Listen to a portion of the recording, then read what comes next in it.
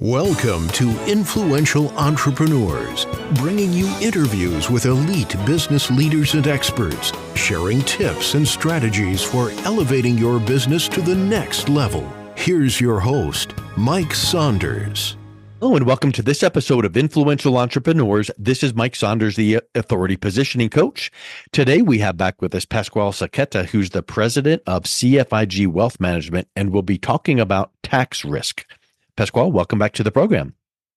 Thank you, Mike. So first of all, nobody has a crystal ball and knows what taxes will do or what bracket people are going to be in, but we do know that the tax topic is a vast, deep topic that people must understand. Where is it that you first start talking with your clients regarding taxes? You know, do you feel like taxes will go up or stay the same, or how do you approach that with your clients? Well, we make the assumption that taxes are going to change on a regular basis.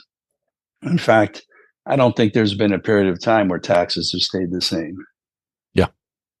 So that's something that we make an assumption, but we know, and also the taxes depend on the client situation. So not everyone's tax rate is effectively the same. And so we have to basically plan for the worst and hope for the best. Yep, that's a good point. And you know, the only thing constant in life is change, so we know that. Correct.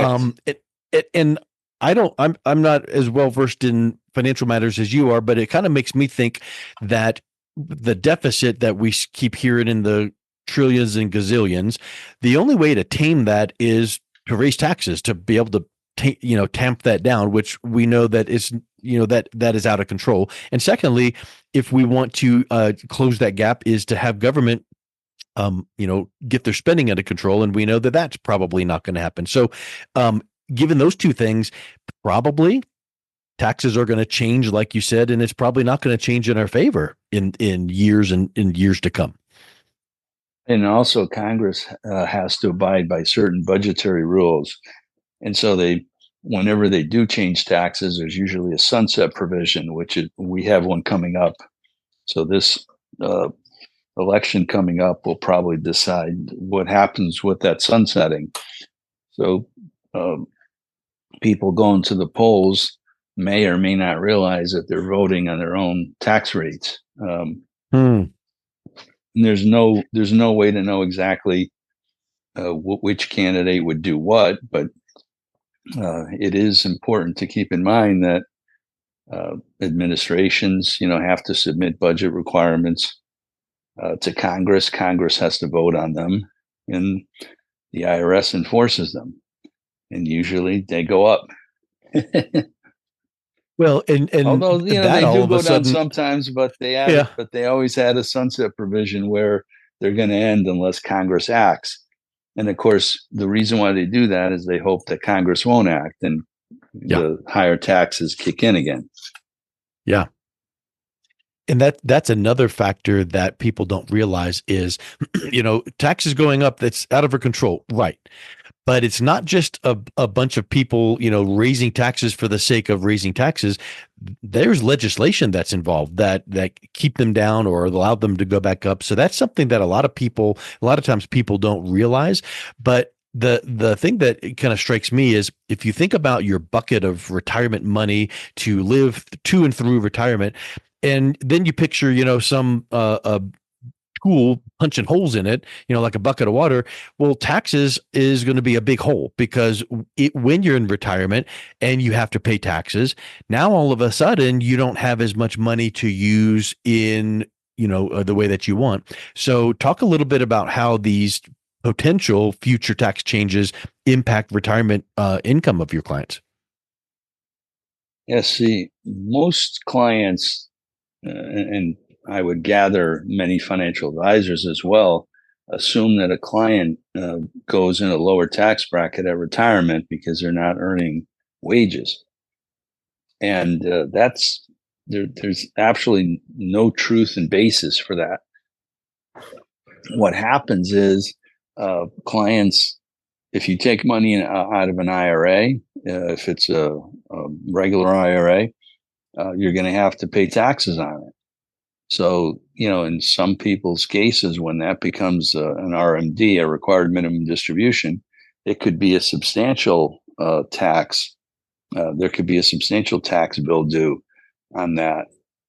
If you receive a pension, in certain cases, clients have to pay taxes on their Social Security earnings, capital gains. So, you might own real estate as an investment where you might have gains or cash flow there that's taxable. You might have an investment portfolio that's not in an IRA that is taxable, and you have dividends or capital gains that flow through that. So it's not a good assumption to make that a client's tax rate is going to go down in retirement, because for a lot of people, it won't. It might actually go up. Wow. And you might have to take that tax hit on the chin, even if you didn't want to, meaning like what you mentioned about required minimum distributions. You might have accounts where at a certain age, you have to take out a certain percentage, and here come the taxes because it's never been taxed before. So it's not just a matter of, your tax bracket went up or the tax rates went up. It's going to trigger that tax event given those required minimum distributions. So is there any way to plan for that, mitigate that, or even prevent some of those? Or is that just part of the factoring in your plan? Well, what we focus in on from that situation is whatever the amount is, because there was a case study some years ago that from the standpoint of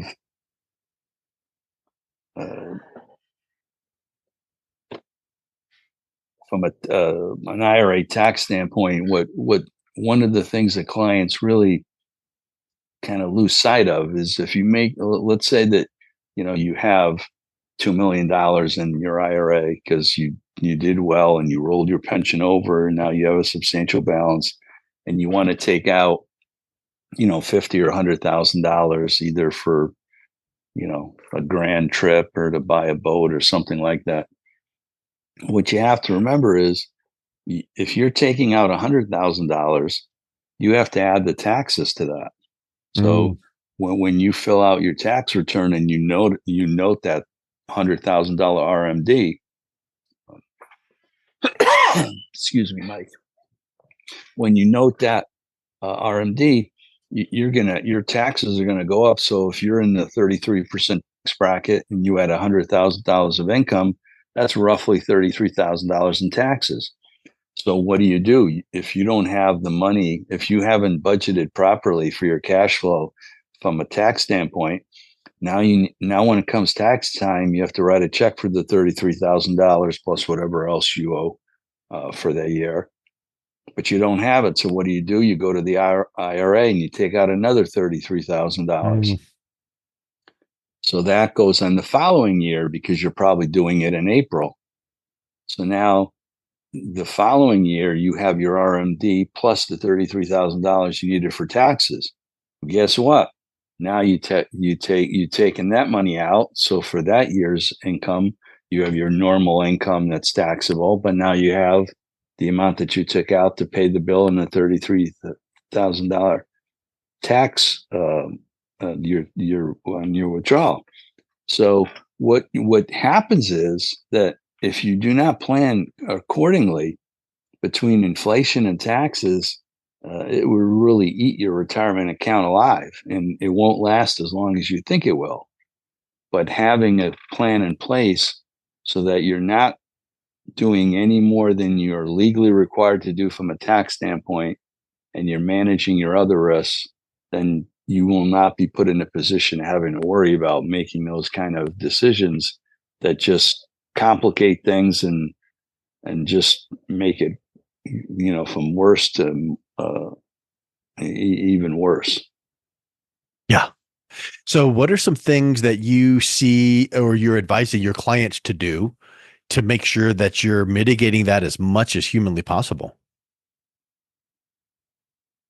Well, number one, the RMD is part of our planning. So we know in advance when clients have to start taking out the required minimum distribution from their IRA or returns. So that's a part of the plan, and we already make allowances for that.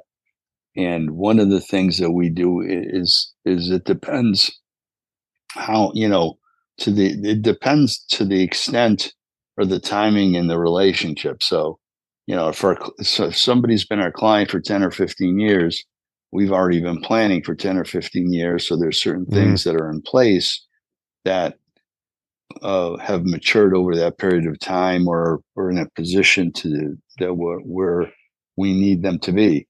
If it's a newer client that's been working with us for a few years, well, we haven't had the time to put a lot of that in place.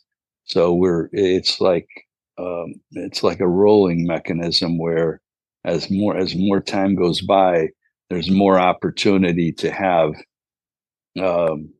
different scenarios in which, in essence, what we're doing is we're building flexibility for clients. Yeah. And that's coming from, like you said, working with them for many, many years and having a feel for what their need is and not getting caught off guard.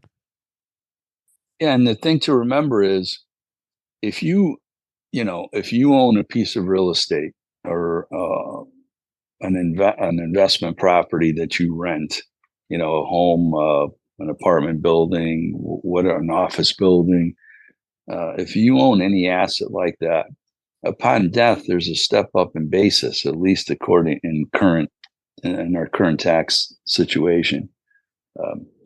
So, if you originally bought a building for $100,000 and it's worth $1 million, upon death, that $1 million is stepped up in basis, which means that there's no taxes due, and you inherit an asset that's gone from $100,000 to $1 million in value.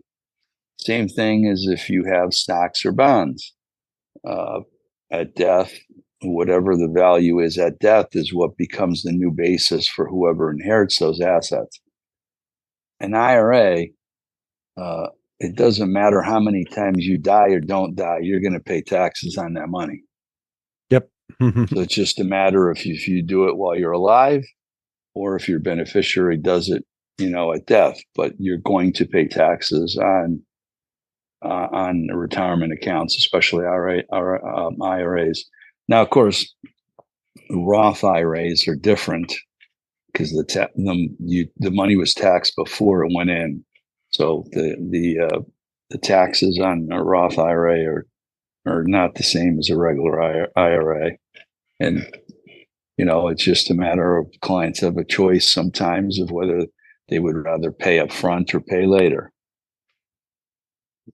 I've heard that that's a potential strategy for managing tax risk, is taking money out of like a taxable account, like a regular IRA, and putting it into a Roth. How does that work? And is that something that is a good consideration for some people? Yeah, it's always a good consideration to keep in mind, because going forward from that point, as long as the IRA, as long as the Roth IRA is in place 5 years, you pretty much you can do whatever you could let it ride and let it grow completely tax free, or you can manage income from it. But there's a 5-year holding period for Roths. But sometimes the government will sort of, how stores will give you promotions and loss leaders. Mm-hmm. Well, the government has done that at certain times where they've removed all the restrictions and said, anybody can take their taxable IRA and convert it to a Roth, and we'll let them do it. And a bunch of people have done, a lot of people take advantage of that because it's really a good opportunity. Also, there's, depending upon the client situations, those conversions also can help in charitable situations.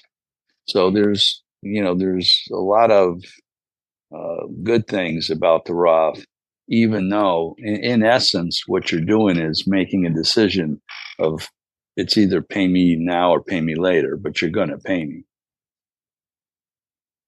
Talk a little bit about Me that being charitable me situation. being That the sounds IRS. interesting. Exactly. Right. Uncle Sam. So how does the charitable work?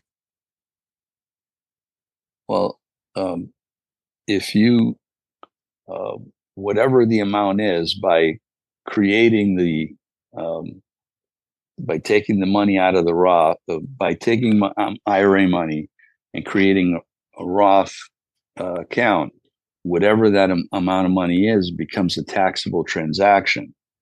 Mhm. If you make an offsetting contribution, a charitable contribution, Mm, it wipes out your taxes. gotcha. So, some clients like to combine their, philanthropic goals with their retirement goals. And it doesn't have to be a 1-for-1 type offset. Uh, the contribution could be less, or it could just be enough to mitigate whatever the taxes are due on that distribution. But it basically it helps the client and it helps the charity. Yeah, and just like we've said many, many times, there is not one specific strategy that works for every single person that you cookie cutter template and say next. Everybody is different. Everyone's tax situation is different. Everyone's retirement needs are different. So you have to assess and make sure that that is the right plan for what you wanted to accomplish. And how do you do that? Ask the right questions, right? Absolutely. And have a plan in place and know where you want to go, know what your goals are. Or, it doesn't have to be super detailed, but you should have some overriding goals that uh, you can share with a financial advisor so that everybody's on the same track. And the goal is to make sure you fulfill whatever it is that you need to do. And uh, from a tax standpoint, the best thing to do is to have a cash flow plan in place so that if taxes are due, you know exactly where that money's coming from, so that you're not put into a situation of having to redeem or sell something prematurely. And the way that you keep that finger on the pulse of what is going on is check and recheck and do your quarterly reviews and your annual reviews and just make sure of what has changed. Maybe something in your personal life regarding the capital you need for retirement has changed, or maybe some of the markets or things like that have changed. So I think those annual and quarterly reviews are so important that people just need to make sure that you do that, and then you know that you're on track. And the most common ways that things change, for example, for younger people will tend to buy a house or have children. Uh, Older people tend to inherit money, um, because most of the time, people are living to such long uh, ages now. I mean, it's not uncommon for someone to live into their upper 90s. Well, when they leave money to their kids are probably in their 70s. Uh, Yep. and so, that's probably one of the common things that affects uh, retirees or seniors planning, is that inheriting something which, obviously will help their situation if they're inheriting something. But if they're inheriting an IRA, for example, that's going to directly affect taxes in the short term, at least. So it's there are different things that can happen that can change what those dynamics are. As long as you're focused on what your goal is, short term and long term, you'll do fine if everything is working in sync with that goal. 100%. Well, I think it's just so important to keep these things in mind because they often slip in our calculations. We can't take into consideration exact numbers of what my taxes will be, but we know that taxes are going to impact retirement. And should we do a Roth conversion? Should we do a different strategy? It all is going to depend on your situation. So, Pasquale, if someone is listening to this thinking, can you give me a second opinion on what I'm doing or currently in? What's the best way that they can learn more and then also reach out and connect with you? Well, our website address is www.cfig-wealth.com. Our number is 203-221-0200, and we're in Westport, Connecticut, and we'd love the opportunity to engage and answer. Excellent. Well, thank you so much for coming back on. It's been a real pleasure talking with you today. Thank you, Mike. Thank you for your time. You've been listening to Influential Entrepreneurs with Mike Saunders. To learn more about the resources mentioned on today's show or listen to past episodes, visit www.influentialentrepreneurssradio.com.